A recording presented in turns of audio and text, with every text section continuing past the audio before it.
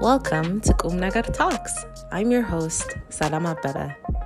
Today's podcast is titled Yesetoch Guday, Worldviews, Futurities, and Cosmological Concepts of Femininity. Let's listen in.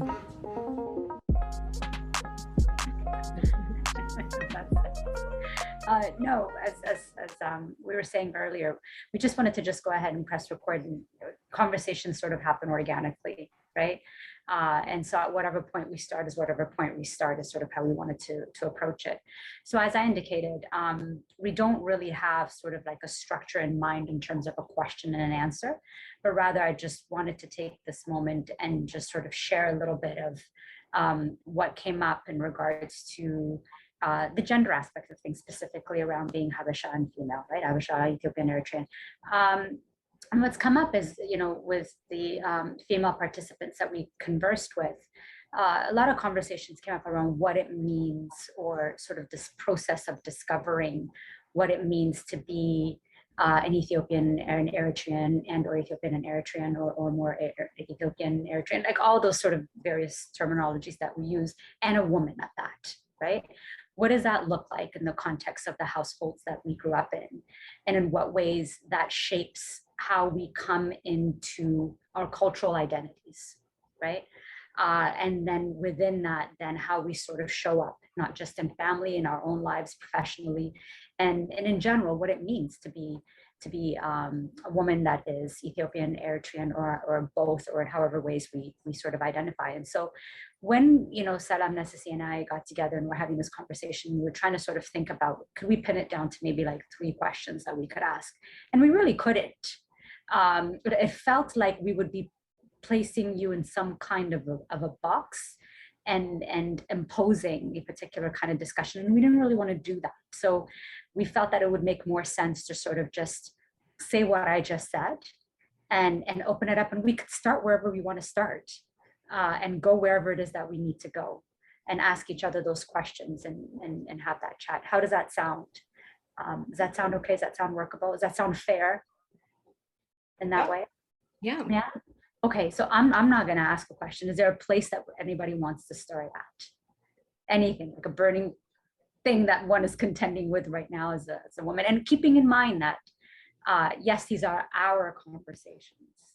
However, those that will be listening to us will also be sharing in this experience, and will very much also appreciate this conversation, which is one of the things that came up, which is that not having the opportunity as young women sort of coming up to engage in these conversations, and hearing if somebody else is feeling the same way, or if somebody else is taking a different approach, and what their struggles might be, or what their wins might be, and all the various ways in which we show up, not just in community and family, in our relationships, but also how we get taken up professionally in the context of Blackness. In that sense, and if there is any kind of a unique experience that we may have, or a different experience that we may have, that we might want to talk about. So I'll stop there and just sort of leave it to see how one wants to sort of start the conversation. And just feel free to ask each other questions, myself included. And Selam too. Selam, Yeah.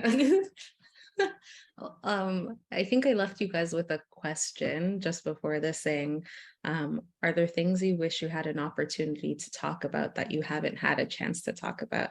So maybe that could be a good opening question to our discussion. I can jump in, I guess.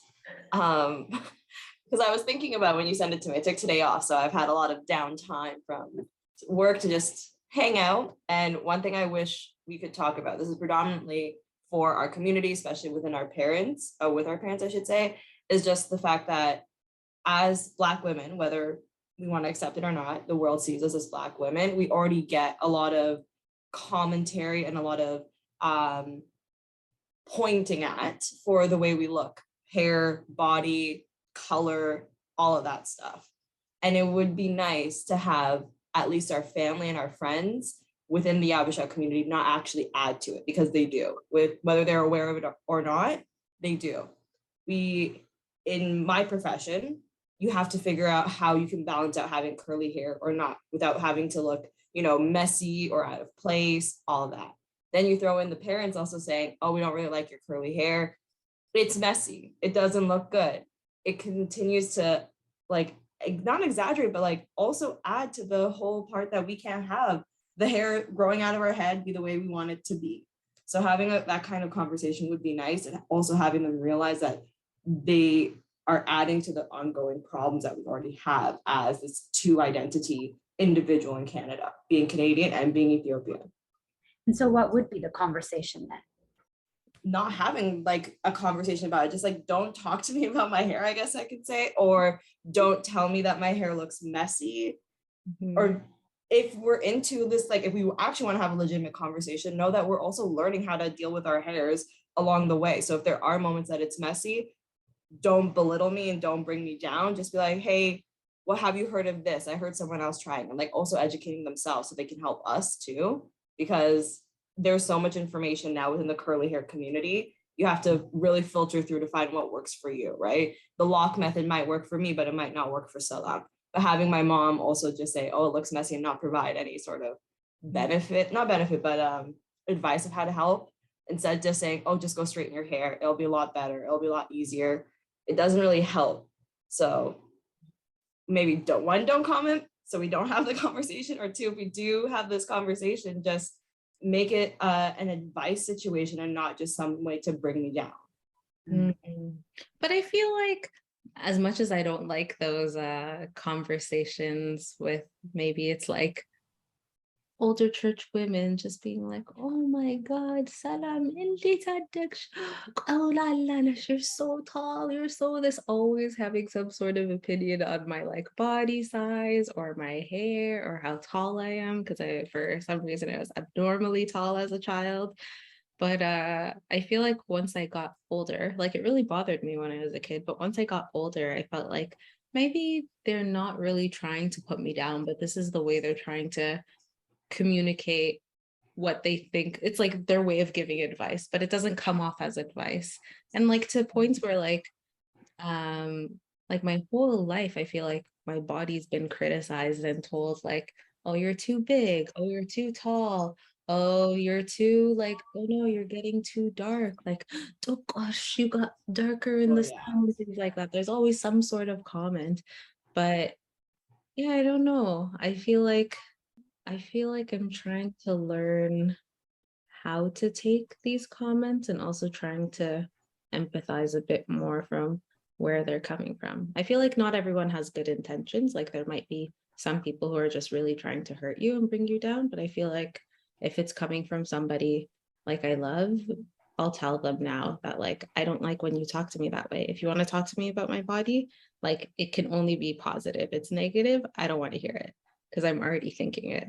And I feel like when we say that, it like, maybe it's shocking because that's not the way we usually talk to older people in our community, but I feel like it's helpful. Yeah, I don't know. That's how I feel about that. No, I completely agree. But sometimes it's just like, why can't I just exist? I don't want the comments. It's like the way I see it, because I've also heard the same statement from people within the queer community. They don't want to have to do the like, this is how I define this. This is how I define that. They just want to simply exist. They just want to be, for me, for example, I just want to be Red. That's my nickname. I don't want to have any of these additional conversations or comments. Like, I want to be in a space where it's not, oh, you have this, you have that, there's this, oh, there's that. I just want to hang out. So I was wondering, has anyone in the group here had an opportunity to sort of travel back, whether it's to Ethiopia or Eritrea, and to sort of see if this is common practice, for example, these kind of comments? Yeah, so I see. 100%. Tahas, what are you thinking? I'm just thinking, we're talking about hair, and I just remember, like, I'm very big on, like, I don't straighten my hair. It's just a personal choice. I don't like it straight, and feeling very like convicted in terms of like, that's not what I want to do. And, you know, starting to like get my own voice and like reject my parents, you know, and going back home and just being dragged by my cousins to the like hair salon and like flat ironing my hair with like fire. And, you know, and I just felt like I had no voice. I just had to do it. Cause like, you know, so just to say that like a lot of these like beauty standards in terms of like what is expected of us and how it's very much coming from back home, at least it wasn't my case when I went to Eritrea and Asmara in like 2016, 2015. And like, yeah, to your point, Salam, I just feel like part of it is trying to understand where they're coming from and where they come from and like why, you know, be it, you know, as a survival thing, like, you know, perceptions of how a woman should be and how she can navigate the world. It's easier when you look the part, when you look the way you're supposed to look, right? So some of it is just survival, but also part of me is just like, you know, is it my job to educate an older generation, or should I just choose to reject? And like you're saying, Red, like just live my life, you know, like my dad, for example, my whole life, very against braids, like very against like, especially extensions and braids. And I've heard so much about like how, you know, we're Habesha, like, you know, we don't need to have extensions, like our hair is long enough, like all of these weird misconceptions on what it means to be Habesha and not need hair extensions. Mm-hmm. And, you know, rejecting that for me was just like, and not even like having to explain it or having to be like, well, this is wrong. Like, I just did it, you know, just showing up with my hair braided and hearing the comments and laughing them off and being like, well, I like it. So, you know, just existing. So anyways, to your question, Mary, like, I think that it is very much coming from back home. I do think that there are good reasons for it. And sometimes I have the energy to unpack like where it's coming from, but most of the time I'm just kind of like, I just want to live. What's funny though, what I find hilarious is that I'm feeling like there's a theme where there's at least like one family member, maybe multiple family members who don't like this particular style we've chosen. Maybe it's our hair, clothing, and things like that. But what I find hilarious is that like my mom, once I started wearing my hair curly at a point, she started dragging me for it being curly and everything. And I remember going through old photos, and there's at least like maybe 5, 6, 7 photos. We don't have a lot of photos at home where she has an afro, like a full out afro, wearing curly hair and everything. And I just think that's so hilarious. And then confronting her with it, it's almost like, well, that's what everyone was doing. I'm like, then what's the difference now? Why is there this, I don't know, this like disdain for having me wear my hair this way. And another thing I think is interesting is that I feel like, and maybe this is, I don't know, some people find it like, not controversial to say, but within the Black community, sort of, Terhas hinted at it, there's like this perception or this idea that East African, Ethiopian women have like such nice hair, soft hair. So it's so funny going from like within the same day, sometimes within the same moment, being told like, oh, wow, your hair is so beautiful, to like being told, oh, you need to fix your hair. It's so conflicting. And you're like, so what's true then? Is my hair nice or is it like not? Is this okay or is it not? So I really love those questions that you pose, and I was wondering if we could unpack both of them piece by piece, because I don't want to gloss over them. They're really good questions. First, completely, I think many of us here together can all agree that perhaps we've seen pictures of our parents at some stages in their lives where they had the big afro and the curly hair and so on and so forth. And now let's say that it's frowned upon, for example. So I'm wondering, why do you think that is? Because a lot of those photos, at least from my experience, I'll say they took place back home, whether it's in Ethiopia or in Eritrea, in a particular moment in history and time. And then, of course, we know the migration processes around why people sort of left and ended up in the various parts of the world that they've ended up in today. And they did present in that way to some extent, but then there was a shift as they got older and sort of went through this process of settlement, and time changes as well, right? Fashion, style, and all these things change. But aside from those pieces, what do you think is the reason for why, for instance, parents, seeing their children now expressing themselves in the same ways that they did, albeit a little bit different to some extent, sort of gets a rise out of them?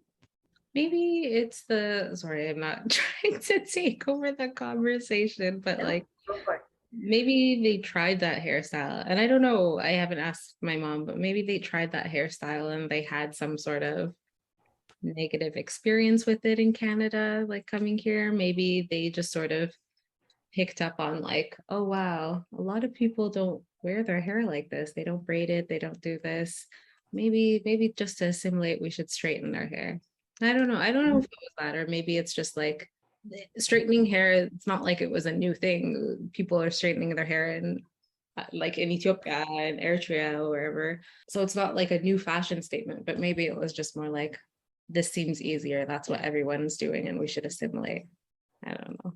When I think about Black hair and Afro hair in a North American context, I think about political resistance.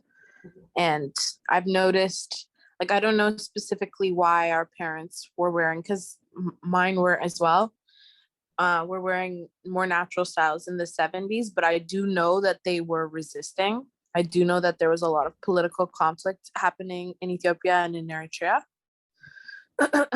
And I think that their aims are different in Canada and the US. I think they want us to assimilate. Even my mom is, when I was growing up, she always tried to be apolitical. She shut down any political thought I had because it created fear in her, because she was part of a rebellion. So I don't know. That's like a huge sort of leap, but I'm thinking about. Now that you say that, I don't feel like it's a leap at all. No. No. No, Makes so much sense. totally. I can tell you that one of my aunts, who was totally a political revolutionary idea, like she was such a mystery to me growing up, and she was banned out of the country for decades. Like, she still can't go back without being jailed. It's really interesting to me. She was the one who boldly kept continuing to wear her afro throughout the 80s and the 90s.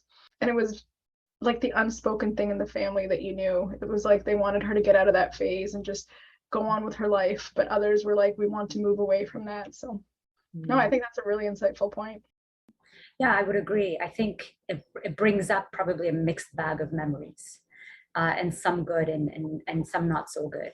Probably also tied up to some kind of, to Eleanor's point, political ideals of change and transformation, while also at the same time, for some, it also brings with it an experience of loss, tremendous loss, tremendous trauma. And to some extent, there's probably some fear of not wanting, not wanting to sort of celebrate that in their children, because it will probably bring up memories of celebrating those same things. Like, what if I say, yes, you look great, keep going with this, and then they go in that direction, then what have I done, right? Because, one of the things that we know from, the settlement literature is that lots of parents, once they move here, for many of them, it's their own dreams deferred to some extent. And they spend a tremendous amount of their lives wanting to create, a safe environment for their children and for their families, particularly for their children to launch. And to sort of see that as a potential for regressing or going in a different direction probably isn't something that that they're looking forward to or wanting to see. So I can definitely see Eleanor's point to that, and it makes absolute sense that it would trigger some of those memories, both good and bad, while also not wanting to open the door or invite something like that. But I think also another thing that also reminds me is sort of their own settlement processes of moving here and being in a country and an environment that is not their own, and not having their own communities and families present with them, seeing the ways in which Black people get criminalized in a particular kind of way. And there's always a particular kind of stereotypical look that gets posted as what looks like a criminalized Black body. And there might also be fear that, hey, if you look that way, like the wanted poster, so to speak, that we see, then you're going to bring forth some unwanted attention. And you might want to tone that down, because we don't want that kind of an attention brought to you, because you're not going to be able to know that you're actually a good kid. And so from a systems level, whether it's interactions at school, at work, and so on and so forth, all the various institutions, there's a fear that you might get characterized as that, and a fear. I don't know what people think about that. It just sort of, as we're talking, coming to light. Yeah. You're nodding. Taras? Yeah, I just wanted to jump in because I absolutely agree. I think like it has a lot to do with leaning into our privileges as Habesha people, and like our, for lack of a better word, like traditional like phenotypes, and like what we're able to like, so like where we talk about colorism, texturism, et cetera, and being able to like almost like disalign or de-align, whatever the word is, from that like traditional Black stereotype of like what it means to be like a Black person in North America and Canada, etc. Because Selam, when you asked your question in the group chat, that's what I've been thinking a lot about when I think about female appearance, like beauty standards, and where traditional Habesha phenotypes, fit into that. And I'm talking about like privileges associated with falling into those standards and the implications for us, like on texturism and colorism. And I think that like for our parents, certainly it was, what can we give our kids, or what can we teach our kids to help them survive? And I think for our generation, I would love for us as like young women, young Habesha women, to unpack kind of like where we sit in the Black community, like amongst other Black women, and like where, our privileges lie, and like where maybe for lack of a better word, like our blind spots are too, like if that makes sense. Because like I think a lot about that, especially like on TikTok, hair TikTok, or like Instagram and all that stuff. I think a lot about like, they say like the three C, like I have 3C hair, for example, they're taking over the like hair TikTok world, the hair world over like the 4C girls and all of that stuff. So maybe I'm going down a rabbit hole a little bit, but I do think a lot about like where Habeshas lie in the like broader Black community here in North America. Yeah. And where do they lie? If we could have that conversation. Or I should say, where do we lie? Well, I mean, if I could just quickly jump in, I think that, obviously there's a lot of diversity within the female parents and Habesha communities, right? There are also like traditional or stereotypical phenotypes of what it means to be like a Habesha woman or Eritrean Ethiopian woman. And I feel like we do hold immense privilege, in that Black female space. And I don't know that we always acknowledge that as Habesha women, or maybe we benefit from it in the same way that our parents want us to lean into it, to, take advantage of those privileges in order to survive, right? Or in order to do better, in order to succeed, etc. Those are my thoughts. Yeah. Red, what do you think? So my family, we have so many different hair pattern types, right? So that's why I'm like, I don't know how I can fully see where we lie within one category, because we're all over the place. Like my mom, for example, before she like damaged her hair with the straightening, she had 4B, 4A hair. So it was really, really dense. Me, on the other hand, I have more like 3B-ish hair, 3A, sometimes 3C, depending on the section. And my cousin, who I'm related to through my dad, not my mom's side, she has like 2C hair, super like Taylor Swifty kind of thing. Mm-hmm. So where we lie, I think because how Ethiopia and Eritrea are, we're so diverse in different parts of the country itself that our hair type is also diverse. And yes, in some ways it's less lassa in different parts and all that, but there's still a good majority of us that have that nappy, that coarse hair. And within our community, we don't necessarily like that, but there are those of us that do embrace it, especially I would say on like hair TikTok. Like I personally watch a lot of the 4A hair TikTok trends because to me, their hair is really beautiful. They know how to curl it. And I would love to figure out that kind of way too myself.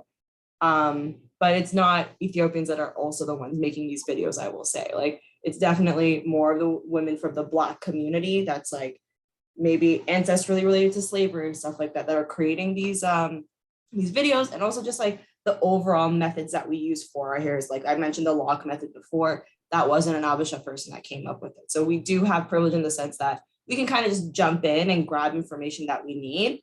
But that's not only us at the same time. There are other groups that do the same. I just learned so much from this conversation. I'm Googling what 4A hair is. I'm like Googling because I didn't know. I'm like, I need to know what they're talking about. I'm so left out of this conversation. Now I finally understand. Okay, makes sense. Thank you. It's an education lesson. I love it. That's why we're having these conversations. I'm like, what? I'm not on TikTok. What am I missing out on? So much about hair. This is so cool. It's YouTube too. It's everything. It's all the social. I see that. It was just like, I love when it was like, what is a 4A hair type? And I'm like, all right, now I'm understanding what they're talking about. Okay, I get it. Oh, that's awesome. Yeah. So So much. how does that then sort of shape the identities that I guess, you know, that you develop as Habesha women in the Canadian context? I just say we're a mosaic. I don't try anymore to find a checkbox to get into to say this is what Abisha women have hair wise, skin tone wise, body shape wise, because literally we are all so different. For the longest time, I didn't know that we had Ethiopian people that were super, super dark, like we would see with Sudanese people. Didn't know that was a concept because that was nothing that I was exposed to. But once I finally learned that, I was like, truly Ethiopia is so different. Like the people on their own within Ethiopia, within Eritrea, they all look so different. Why are we putting them into boxes? So I've always said, yeah, this is what an Ethiopian person looks like, but also that's what another person that's Ethiopian looks like. That's what an Eritrean person looks like too. It's broad. And that also relates back to being Canadian. Like the Canadian image isn't a single image. We as a nation have always advertised that we are multicultural, we are a mosaic. So again, I don't look into defining what a Canadian or what an Ethiopian or what an Eritrean person would look like. It's anybody, in my opinion. You just have to, I guess, claim it in some way, ancestrally or citizenship wise. I think that that's fair. Like that's an ideal. And I think most people here would agree with that. I guess my only contention with it is that there is a stereotype of like what Habesha women look like, you know, and that does actually have a huge impact on Habesha women here, whether it's you fit the mold, good for you, you're this X beauty standard, or you don't fit the mold. And like, are you really Habesha? Or like, are you something else? Are you West African? Are you X? And I feel like that stereotype on female appearance has a huge impact on our community. I guess that's what I'm trying to get at a little bit. Like, I feel like, yeah. Yeah, no, absolutely. I think, you know, part of the stereotyping also comes from sort of the societal need to categorize, insistently categorize for the purposes of understanding sort of how it gets labeled. But my question is always understanding for who though, right? Like if we're sort of constantly putting people into boxes, who's doing the understanding? And at whose advantage is this understanding happening, right? So I guess I just wanted to sort of ask you guys what you think about this categorization, where it comes from, if you have any thoughts about who's doing it and for what benefit, and how do we move away from these categories? Because really the question is, you know, who is it benefiting? It's got to be benefiting somebody. And it doesn't seem like from the conversations we're having that it's benefiting us in any way, shape, or form. And instead, it's creating way more confusion and division, and less celebration of difference, but more of a not liking difference, let's say. And so, who's the benefactor in this, and why do we continue to participate in it? It feels like it could be. It could have something to do with our proximity to whiteness. I'm not the traditional, I don't have that look, like the traditional Habesha look, the one you picture when someone says they look Habesha. I'm like medium toned, and right now I have short hair. I have had long hair in the past, but I have pretty like I don't know, is it 4B? I don't know. I have pretty tight curls, but I have had white people tell me like, you and all your friends are beautiful. And I think we're pleasing to their eye. And it's like when we talk about having lighter skin or looser curls, or the thing that we haven't said so far that I think is more of a binder is our faces, actually, like the arrangement of our features and the wideness of our nose. Yeah, I think it's those things that feel like more of the, like that seems to be all of my Habesha friends sort of look sort of like similar in that way. And yeah, it's a whiteness thing. Mm-hmm. Yeah, it feels old and colonial and global. Mm-hmm. Mm-hmm. Mm-hmm. Red, what do you think? I think it makes sense what Eleanor says. Like, all of these categories, if we want to probably relate them back in history, is probably when the British brought up the census. Like they were the ones that first created census for when they had colonized India, to like be able to categorize where they're going to help and where they're not going to help, where they're going to get their people to do whatever kind of housework they want and not. Relating it back to how close we can get to the white standard, it makes sense to me that way. We have, yes, the more narrow nose, we have the nice big eyes and all that jazz, but it doesn't benefit any of us by doing that, because at the end of the day, okay, yeah, we get closer to that white standard image that's supposed to make it quote unquote better for us, but it actually doesn't. If someone doesn't like Black people, they're not going to like us, point blank, period. Like we look Black. That's what they've seen on TV as people, our skin tone. They'll not change their opinion. I've also spoken to some young women through this project, and one of the things that's come up is the discomfort that they feel because of these stereotypes and these categories themselves, where it's like, you know, Reggie said this, and Taras, you said it as well, which is I just want to be, right? When they're sort of seen, all the various categories and stereotypes, depending on who's seeing them, comes out and gets played up on them, on their person. And so they're left, in a sense, trying to make sense to what lens they're being viewed at in that moment by whom, and what stereotype they're contending with, which leaves them quite exhausted and not actually seen or being allowed to be who they are in and of themselves. So I think that it speaks to your point about, you know, how it doesn't benefit them. And I think there's a good subset of people who would agree to that and say, yeah, it doesn't. I don't want to participate in it. In fact, me showing up and somebody seeing me in a particular sense automatically puts me in a place where I'm made to participate without my consent, and me trying to sort of change how they view me or how they converse with me or how they relate with me actually ends up creating more conflict, right?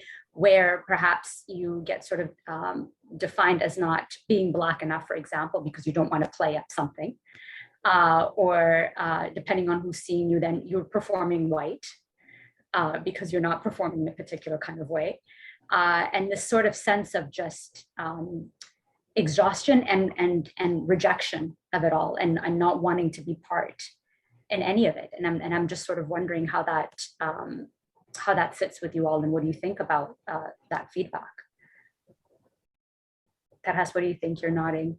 Yeah, no, I'm just thinking about like, yeah, agreeing with what everyone else said about like proximity to whiteness and how like, you know, these privileges or this stereotype benefits us to that degree, but at the same time, fundamentally, it is exhausting, right? It is very exhausting. Like I'm someone who identifies as like Black and like Eritrean very strongly.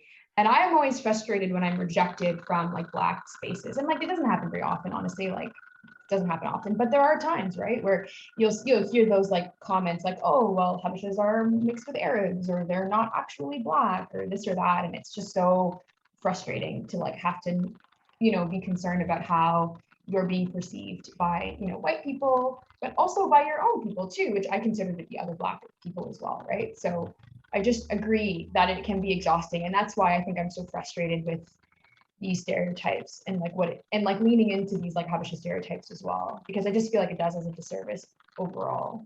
But yeah. Tidhas, if you don't mind me asking, I'm sort of like baffled. I don't think anyone's ever challenged my Blackness. What kind of spaces have you been in where people have? So I honestly, this usually happens with African Americans in the States, and I've just been in the States like a few times. And actually, like I participated in this Black policy conference at Harvard Kennedy School. Like I was a student at U of T, and we went over, and it was a cool thing. Anyways, it happens a lot with African Americans, I would say. Maybe not necessarily in the Canadian context as much, although it does happen sometimes where I've had like West African people tell me that like, well, actually you're mixed with Arabs. You're not actually Black. You're not actually like a Negro. So I've had it happen mostly in like in African American contexts, like so in the States, but also here with like West Africans sometimes as well in those conversations. It's also alive and well on social media too, like on Twitter and like TikTok. Now, I don't want to like overstate it. Like it's not like it's the dominant conversation or anything, but it's there. And I think I might internalize it more than I should. No, thank you for sharing. How do you respond to that, Taras? I mean, I just did reject it full out, like I say like, no, like I think, I don't know if it was Brad or Eleanor who said it earlier, but like when I'm walking down the street, somebody perceives me as Black. Like they're not perceiving me as this other thing, like that's all they see, like I'm very much Black in my identity and how I grew up, and also how people perceive me. Like I'm racialized. I did not choose this experience. This is something that's happening to me. So, that's usually how I respond. Sometimes if I have the time, I might go into a bit more of a conversation or back and forth on like why people believe that that's true and the historic, like the origins of like East Africa, et cetera, et cetera. But most of the time I try to reject it. Sometimes I just don't bother. I just disengage and walk away because I just don't have the time. But it's frustrating. I will say it does get to me. Like it's frustrating. Yeah, no, absolutely. Red, what do you think? So I have never been in those situations before, but if I was, I would be extremely annoyed by it too and be very frustrated, because it's the constant battle of one place in society says you're Black and treats us as if we are, African American kind of history Black. Then you have another side that's like, no, you're not Black enough. The Black enough conversation drives me wild, because that was literally my childhood. You could never be just what you like, a blanket statement, like a simple statement, I am Black. You could not be that, because it was defined by so many different people in so many different ways. So it's annoying, but it's also at the same time like funny to hear that West Africans are being part of this these conversations and defining what is Black enough, because at the end of the day, we're African. So like, we're Black. Why are you trying to gatekeep Blackness within the African community? Why do we have to be separated from each other when we should have each other's back? It quite doesn't make sense to me. So I'm like, so what is this continuum of Black then? I think perhaps we should maybe try to see if we can bring it to light. What is this continuum of Black? What is the one end of it and what is the other end of it, and what's in the middle of it? But that's the thing. That's part of the debate about what is Black enough, right? Because everyone has their own definition. So there's a sliding scale that's constantly moving based off of who you speak to. To me, you're Black. I don't know how to define that. Like where you're from to some extent, okay.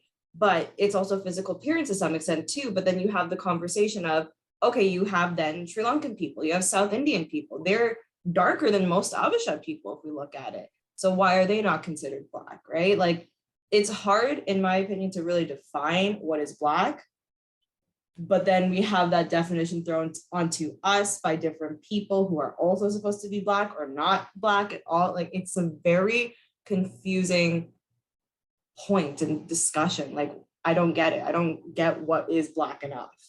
So let me throw a wrench in this. If it is such a difficult category to categorize, first and foremost, I think that's what we're all saying in the sense that, right? Then do we need the category? Well, I think we all have an opinion on that. And I feel like most people wouldn't see the point in having a category of Blackness in this point of view, when we're talking about how we look and if we are a part of this group or if we're excluded in this group, because it can be a really excluding and hurtful thing. I've had the same experience as Tidhas as well, where other, whether it be white people or Caribbean people especially, and even other Africans say, no, you aren't Black.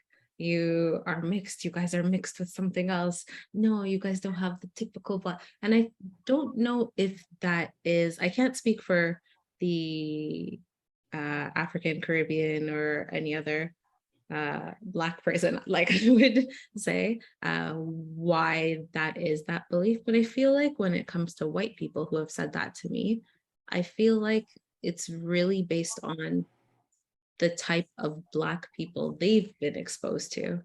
Because if they only have one understanding of what it means to be Black, and maybe for them that's like darker, dark coarse hair, like tighter curls and stuff. Maybe it's like someone who, not only physical things, it could be like someone who can really dance. I can't dance, like all these whatever someone's perception is of being Black, like dancing hip hop and dressing a certain way, or like speaking a certain way.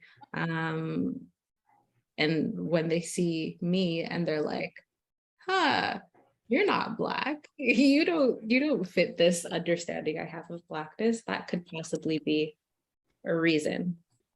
Did you guys grow up with the whole focus on the accent? You don't have an accent. Did you get that?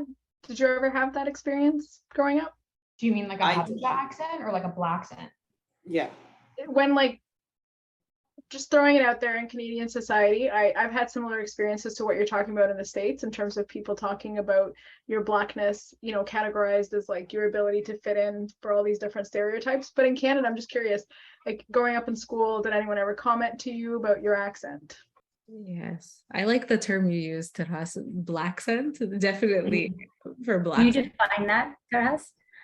It's just like this expectation of how Black people should talk. Like, I think in the States you call it AAVE. Here, I don't know what you would call it, but it would be like some kind of mix of slang with like an accent of some kind. Like it's like a bit of code switching too, right? It's like the way you talk to your Black friends versus your non-Black friends, your Habesha friends and your non-Habesha friends.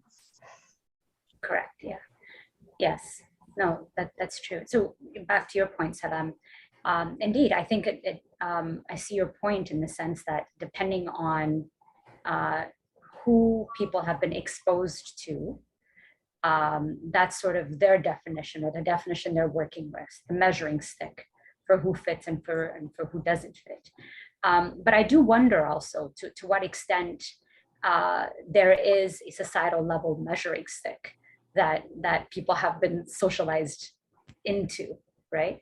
I say this because again, you know, in some of the conversations we've had, some people have said things like, you know, I was in school and I'm tall and I like, you know, I like music class, or I like English class, I like the reading, but, you know, I was told that, you know, I'm wasting my time, that I should be going out and playing sports instead, and being pushed into, you know, sports in ways that has no interest for me whatsoever. I don't like basketball. I prefer watching soccer, but my love would be, you know, classical music, for example.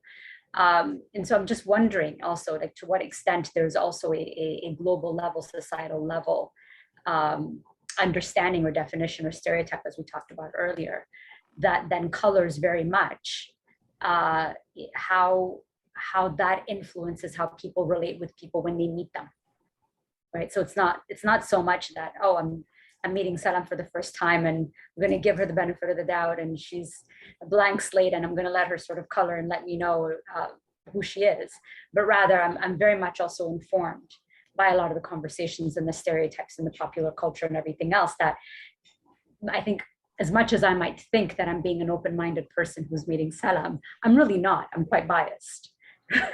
you know what I mean? And so I'm wondering to what extent that also plays a significant role in these interactions as well.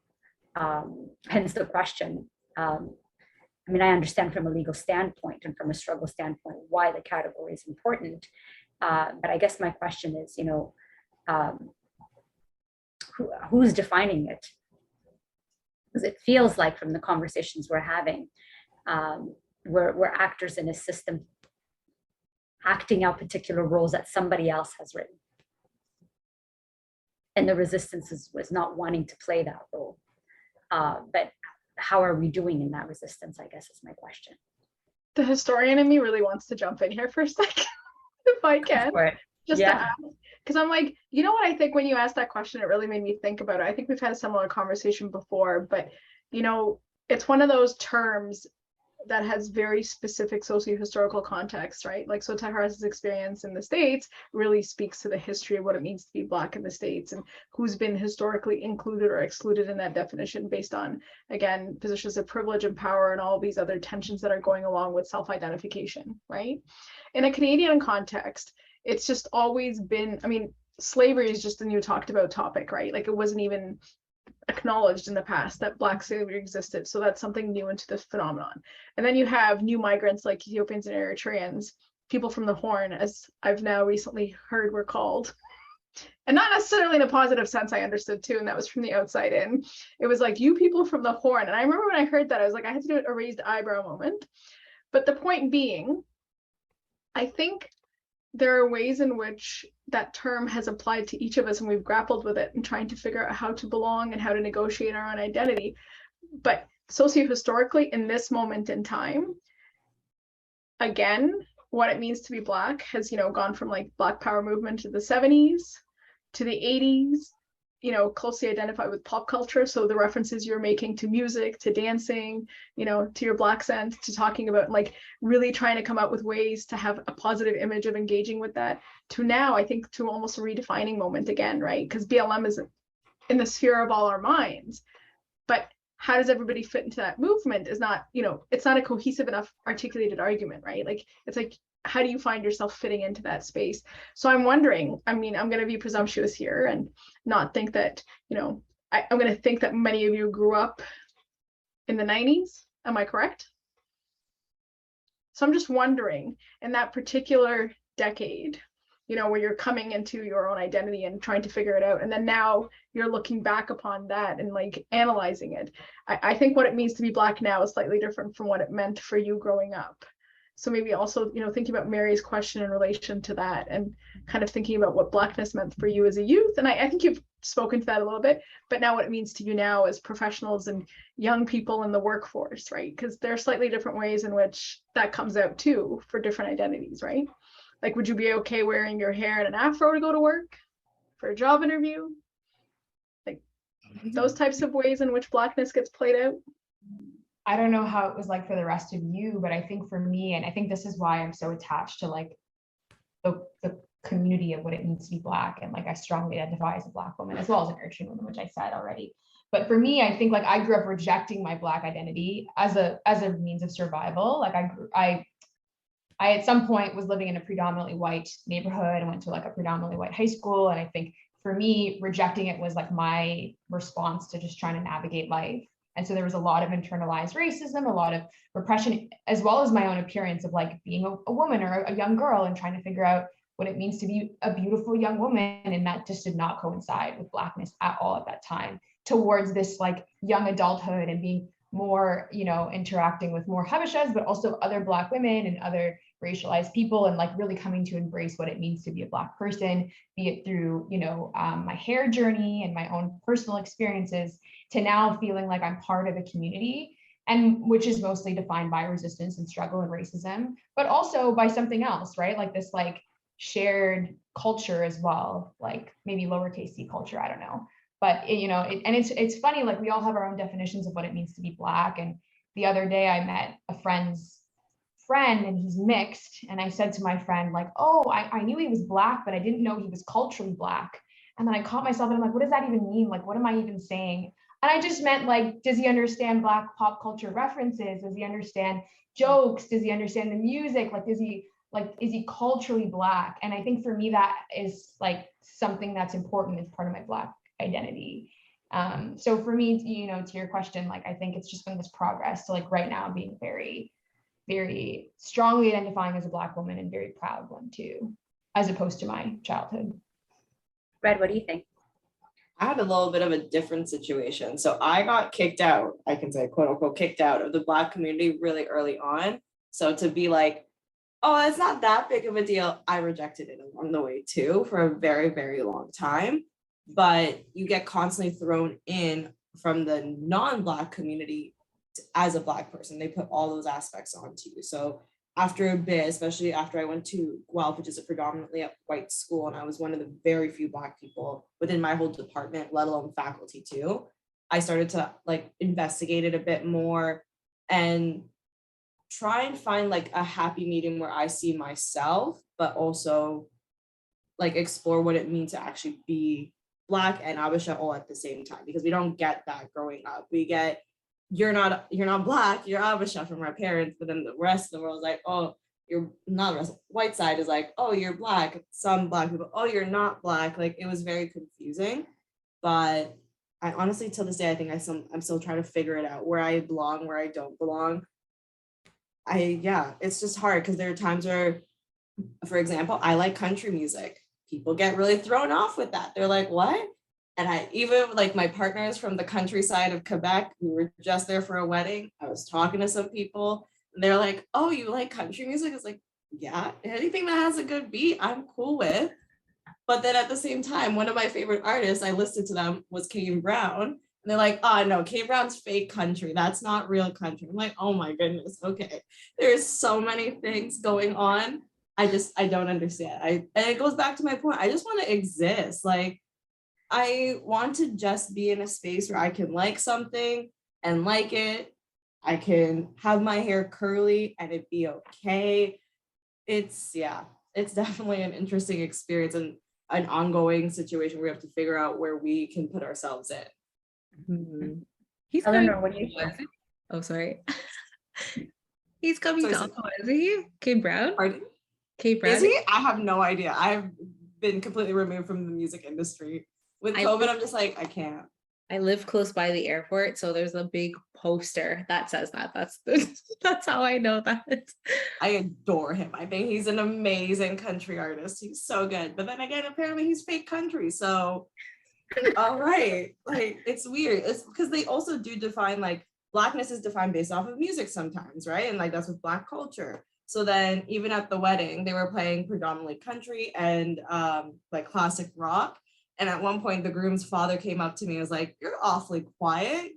Not your kind of music. I was like, no, it is my music, but like, I just don't want to dance. Like, plain and simple. That was it. It's just, I don't want to really dance right now. A lot of these songs I just listen to in my car and I bop my head. I don't really dance to it. It's just, and it's weird because like, even when I was a kid, I wasn't really into the Black music, which is like the hip hop, R&B and all that. I was really into like screamo, emo music. That was my thing. And then I got into it at one point. Everyone's like, oh, that's different. Red's changing. I'm like, it's just fluid. Like, why can't I have that fluidity? Hmm. I'm with you on that. Come on, it's not fair to always have to just be subjected to what you want to listen. Like, Yeah, you like what you like. exactly. Keep on liking what you like. But I'm just wondering, like, why. I think, Mary, you're probably going to give Eleanor a chance, but maybe if you guys can speak to what resonates with you about Black music and what doesn't, or quote unquote Black music, by the way, because that's very hip hop and very, I think, defined now. Because I listen to a lot of Black artists, but then somehow that just seems to get discounted when people talk about your taste in music, right? Like, I'm sorry, I still consider Lauryn Hill to be pretty good. Just. But it seems to be like a certain type of music. The expectation is that you listen to a certain type of music too. It's not just that it's like Black artists. Mm-hmm. Absolutely. And then it also does discredit Black artists in different fields, like, or different genres, I should say, right? Like, that's the whole thing. Kane Brown is a mixed kid, half white, half Black, but he's discredited because he's not real country to some extent. You're like, okay. But I mean, if you also look at the history of country, it's been pretty whitewashed too, right? The history of country is actually quite Black when you think about it. And that's what Elvis Presley became Elvis Presley by listening to Black artists and sneaking into Black neighborhoods and hiding in there and taking styles. So, there's a lot of whitewashing that also happens in history that then further creates these boxes and these categories where it's sort of, no, there's a regulating that happens with these categories. No, you're straying too far outside of your box. You need to get back in your lane and stay there. That's not for you. This is for everybody else. You can look from a distance, but you're not allowed to participate. You're not allowed to engage in it. You're not allowed to like it, right? So in a sense, the thing about these questions around these categories is, to what extent are they liberatory and to what extent are they limiting? Right? And where do we find ourselves in these conversations, right? Because to all the points that have been made in Terras, especially as well, there's strength in being in this identity, right? Like, there's a tremendous amount of world history that is reliant on Black culture and Black inventors and so on and so forth from across the globe, right? But our sort of present day indoctrination into Blackness has been one of just nothing but misery, and poverty, for example, in the context of the continent, right? But really, like any Black nations across the world is always associated with one with strife, ungovernable poverty, needing to be rescued, victims, migrants, refugees. I mean, we can go on and on and on and on, right? And what does get celebrated to some extent might be, the food, for example. Oh, let's sort of enjoy the food and give credit around the food. Or, as we've also seen, the ways in which the women get exoticized, right? And so it sort of just goes back and straddling these pieces, which very much makes sense to the conversations that we've been having, right? Like the proximity to whiteness, but then it's part of that exoticization of it, of Habesha women, Ethiopian Eritrean women to some extent. The conversations around you don't fit here, you fit here, you're not part of this, you're not part of that. It's a constant sort of redirecting of somebody, and so the question becomes, to what end, and how do you take care of yourself? How do you be, to your question, Reddy? Like, what is it that you do to be in the context of all of this? Before we jump into that, I wanted to pick on Eleanor and see if she wanted to share to the previous question, or if there's anything.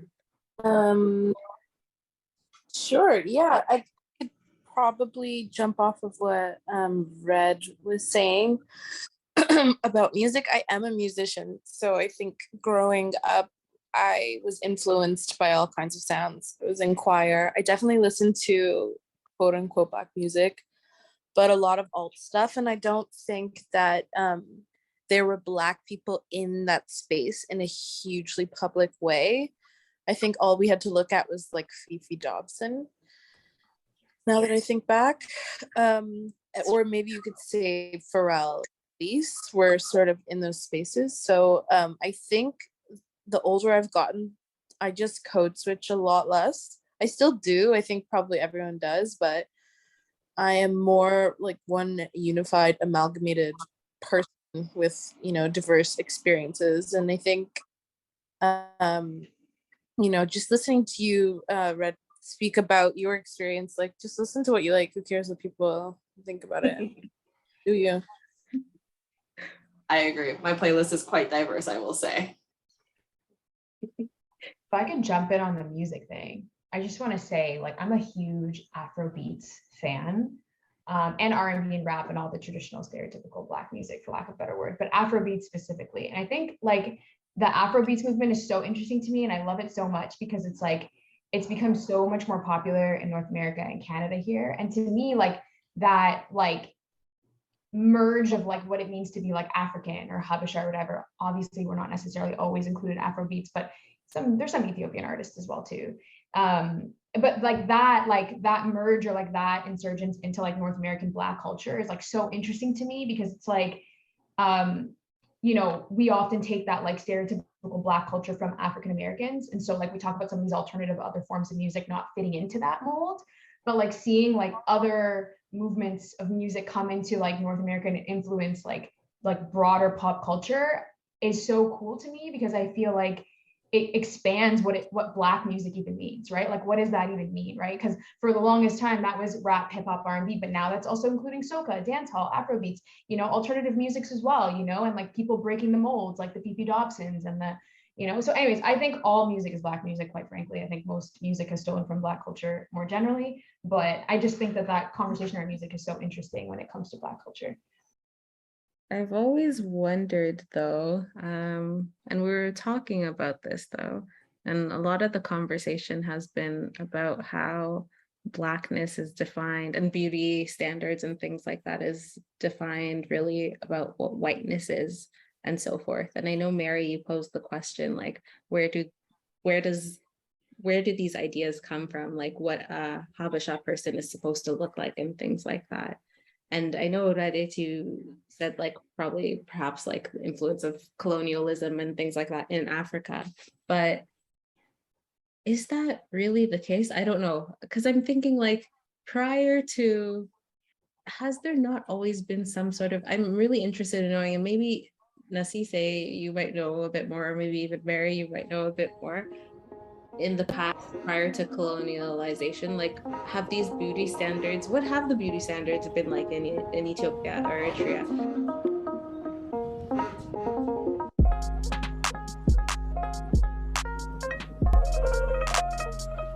Thank you for listening. I hope you enjoyed part 1 of this episode titled Yesetoch Guday, Femininity, Identity, and Futurities.